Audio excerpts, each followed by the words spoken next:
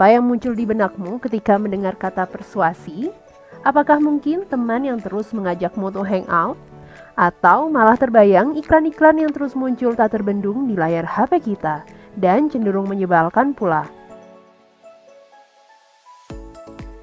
Persuasi itu ada di mana-mana loh, tidak hanya soal aktivitas ekonomi semata. Meski beberapa persuasi terkesan mengganggu dan memaksa, sebenarnya persuasi sering digunakan untuk hal yang bermanfaat juga loh.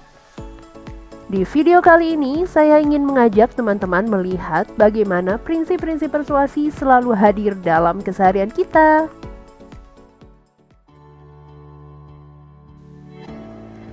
Selamat pagi, hari ini adalah hari pertama saya bekerja sebagai CMO di kantor pusat setelah mendapat promosi dari kantor cabang. Saat bekerja, saya lebih senang mengenakan pakaian kasual agar lebih nyaman bergerak. Sesampainya di kantor, saya pergi ke toilet dulu. Di sana, saya melihat beberapa karyawan magang sedang berdandan. Salah satunya melempar bekas tisu ke tempat sampah. Dan meleset.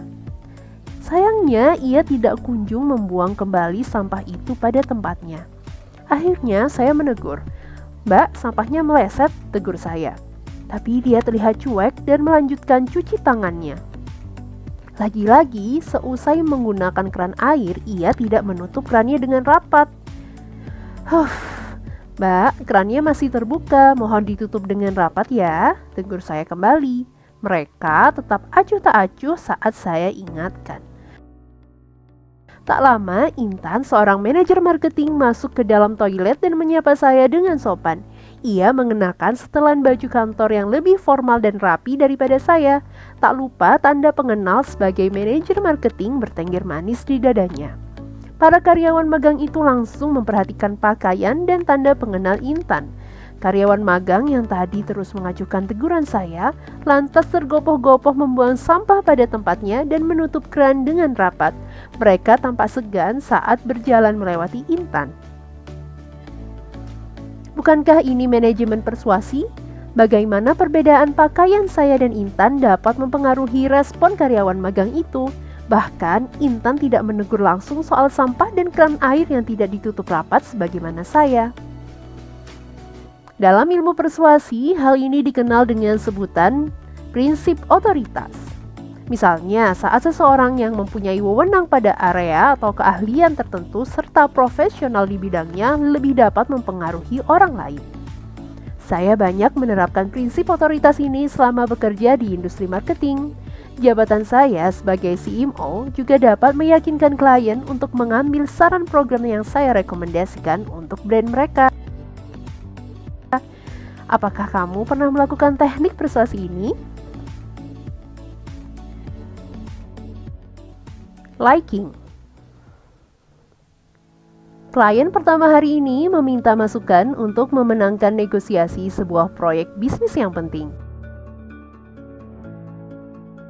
Saya menyarankan menggunakan prinsip liking, konsep menyukai. Pada dasarnya, orang cenderung mengatakan ya pada orang lain yang mereka senangi. Ada banyak faktor loh yang bisa membuat orang lain, termasuk lawan negosiasi kita, menyukai kita. Di antaranya adalah 1. Daya tarik fisik. Tidak bisa dipungkiri, kita cenderung menyenangi hal-hal yang indah, termasuk penampilan. Misalnya, kita menyenangi mereka yang rupawan, orang yang murah senyum, orang yang berpenampilan menarik, dan lain sebagainya. Dalam hal negosiasi, coba cek preferensi penampilan yang disukai lawan negosiasimu, siapa tahu bisa membantu. Kesamaan.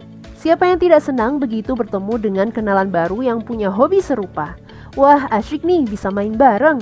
Artinya, kita cenderung senang dengan orang yang memiliki banyak kesamaan dengan kita. Baik itu pendapat, ciri kepribadian, latar belakang, gaya hidup, dan lain sebagainya. 3. Pujian.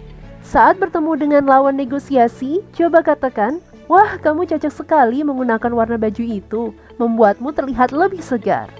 Ia mungkin akan tersipu-sipu sambil berkata, "Ah, apa benar?" Siapa yang tidak suka pujian? Meskipun itu hanya sekedar basa-basi, tapi tetap bisa membuat seseorang tersipu-sipu saat dipuji. Ya, pada dasarnya semua orang senang diapresiasi. Saya menyarankan agar kita mencari hal-hal yang dapat diapresiasi dari lawan negosiasi kita. 4. Keakraban. Bagi sebagian besar orang, hal-hal yang akrab terasa lebih menenangkan. Sementara sesuatu yang asing cenderung dirasa sebagai ancaman. Sebelum bertemu lawan negosiasi, ada baiknya kita mencari restoran dengan menu favoritnya atau suasana yang familiar yang dekat dengannya. 5. Kerjasama. Kita cenderung senang dengan orang lain yang mendukung tujuan kita. Oleh karena itu, jangan lupa cari kesepakatan yang bisa menguntungkan dan memuaskan kedua belah pihak. Jadi, tidak semata mencari keuntungan sepihak, melainkan menjadi cara untuk maju bersama-sama. 6. Asosiasi. Coba katakan ini kepada lawan negosiasimu. Wah, saya tidak tahu mengapa saat Anda hadir, saya selalu mengalami keberuntungan. Pada dasarnya, orang-orang akan lebih senang dihubungkan dengan peristiwa positif daripada peristiwa negatif. Jadi, coba cari pengalaman positif apa yang berkaitan dengan lawan negosiasi kita. Ingat, semakin banyak faktor yang kita miliki, semakin kita berkesempatan besar untuk memenangkan negosiasi. Bagaimana? Apakah kita sudah siap untuk bernegosiasi dan memenangkannya? Timbal balik.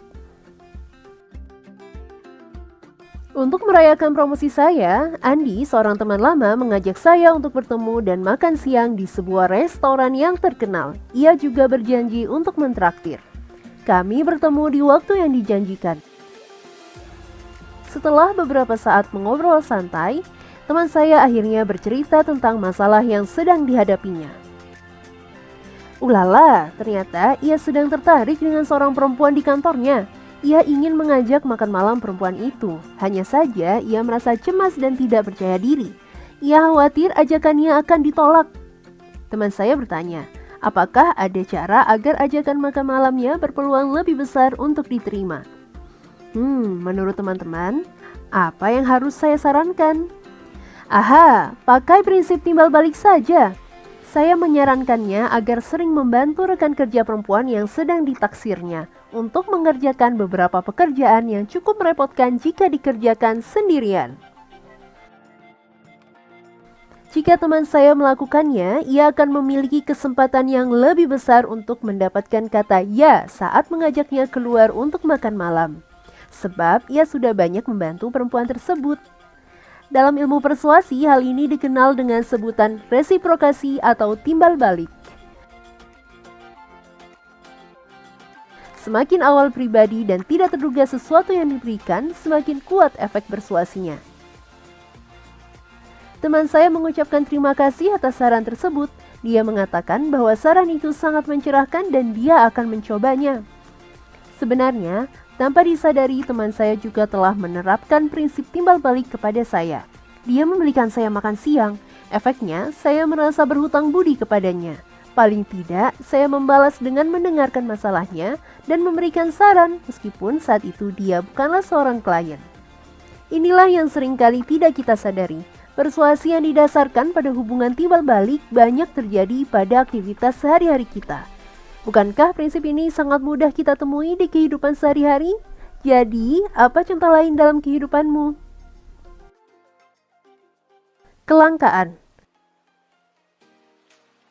Sepulang dari kantor, saya bergegas ke sebuah toko sneakers favorit saya. Mereka sedang menjual 50 sneakers premium edisi terbatas yang hanya dijual hingga akhir pekan ini. Apalagi 10 pembeli pertama akan mendapatkan potongan harga. Kapan lagi seperti ini? Saya terus merasa harus cepat membeli sebelum kehabisan. Saya cemas, bagaimana jika kehabisan ya? Padahal kan ini edisi terbatas. Saya tahu strategi marketing ini disebut kelangkaan, tapi tetap tidak berdaya. Perusahaan sneakers ini menggunakan tenggat waktu pada pelanggan dan memberitahu bahwa mereka harus membeli sekarang atau tidak akan ada barang yang sama selamanya. Selain itu, penawaran terbatas dan pemberian diskon dengan tenggat waktu juga dilakukan. Perusahaan sneakers ini menggunakan prinsip kelangkaan. Prinsipnya adalah peluang tampak lebih berharga ketika kita merasa ketersediaannya terbatas.